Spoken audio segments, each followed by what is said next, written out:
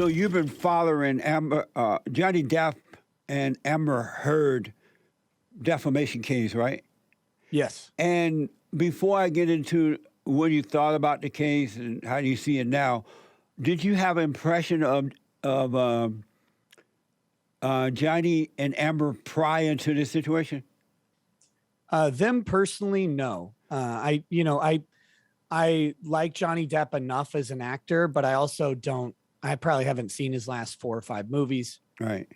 I didn't watch any of the Pirates movies after the third one because I thought the third one was terrible. so I was done with that.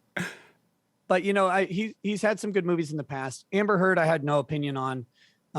Personally, as an actress, I just didn't care. But when I heard the story, and it kind of didn't pass the sniff test. It was coming around 2018.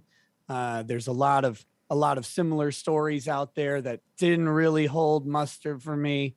And so I was skeptical of this idea that this guy was a horrific abuser.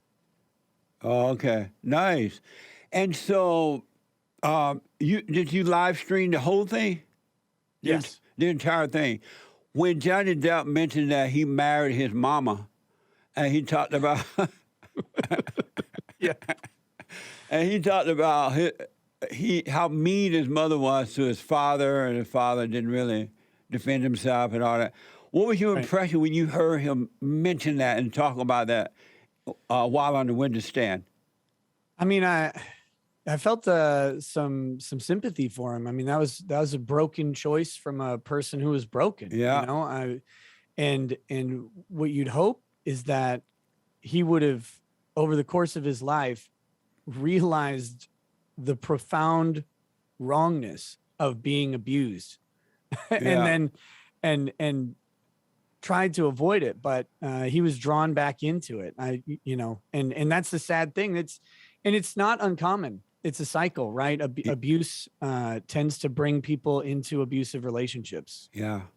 When he was talking about how violent and cruel his mother was and how quiet his father was. His mother really abused his father, and that his father kind of a quiet, shy kind of guy, like a beta male.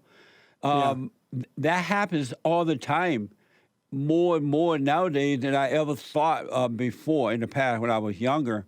A lot of men end up marrying their mama because they resent their mothers, so you become attracted to what you hate. And so you end up marrying your mother and you can't deal with it. You just bail out, and the mother end up screwing up the kids. When I first heard him say that, I was wondering if the people on the jury would believe it. Because when you speak truth about radical women like Amber Heard, the people don't normally believe it. They don't normally agree with it. Did you get that same impression or similar? A little bit. You worry about what the jury thinks, and especially because they know he's an actor, right? So they could think, oh, this guy's telling me a story, this guy's reading a script, any sort of thing like that. So I was worried about that because I know men that personally who have dealt with women like that. Yeah. I get emails from men all the time because of my show. Since my show is not about masculinity, but I'm a man, so you're going to talk about man things from time to time. Yeah. And so I get guys emailing me talking about relationships that they're in or that they've been in. So I mean, I've seen it, but you never know what the jury experience has been. But I think once Amber Heard took the stand and started telling the story, they could quickly see this chick's crazy. I know, man. What a bitch. completely. She couldn't even fake not being one. It was just so apparent. That's all. And that's, what's crazy about their story and the way law works and the way these jury trials works is it's all about believability and credibility. So all she had to do, in my opinion, was tell a believable abuse story. Yeah. Whether it's true or not. And even if her crazy story is true, no one's going to believe it. Yeah. Because it's too intense.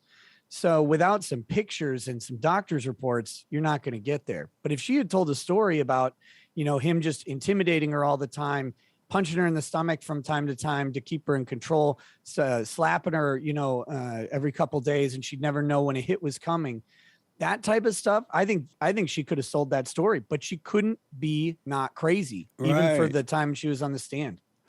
That woman was so crazy. I don't know how true it is, that she had to fire her PR firm that she had been working with because they were not helping her with the image in the public. Yeah, she did. And the best part of that is 3 of the major members of that PR firm that were working with her, they were on Obama's re-election campaign. Wow. So I mean, like, these guys kept Obama in office, and they couldn't make anybody like Amber Heard. I know. It's an indictment, man. That's right. What was were there other interesting points or things you got from this trial you watched and noticed? Well, yeah, I mean, Virginia is an interesting place for this case, and a lot of people were confused as to why it was in Virginia, since they're both in Los Angeles. And that has to do with the Washington Post is in Virginia. So when she published her op-ed piece, it was in the Washington Post. So they were able to bring it there, because you don't want to bring this case in California. Right. He would have never made it to a jury. There is no way. And if he did make it, he would have lost a long time ago, because California is so liberal, especially Los Angeles. Yeah. And I think that would have been and plus they've got that Hollywood culture in there, and they were, kind of at the heart of the Me Too movement, came out of this Hollywood cast of ladies.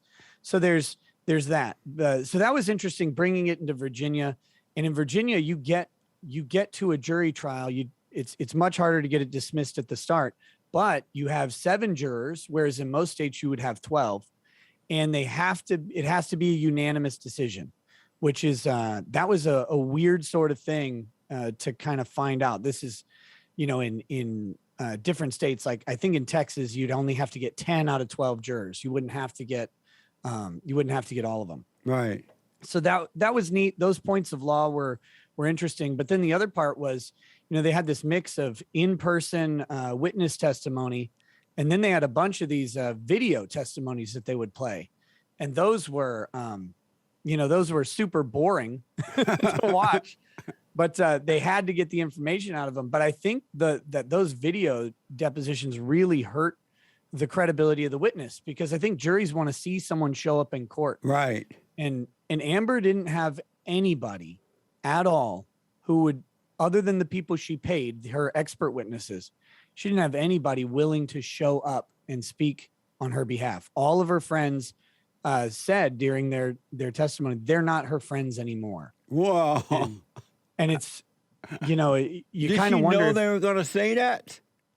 Yeah. I mean, they had recorded these videos, like a month or usually up to a year before the trial actually started. So they knew it was in them. And they knew that people weren't going to come out to the courthouse to support her. But it's, you wonder if it's her who's awful and they just couldn't stand to be around her, which kind of looks like that might be the case. But also, you wonder if just the people that she associates with were kind of social parasites. Right. That once Johnny Depp's money was out of the picture, Amber Heard wasn't that useful to him anymore. And that's kind of a sad state to be in. Yeah, it is.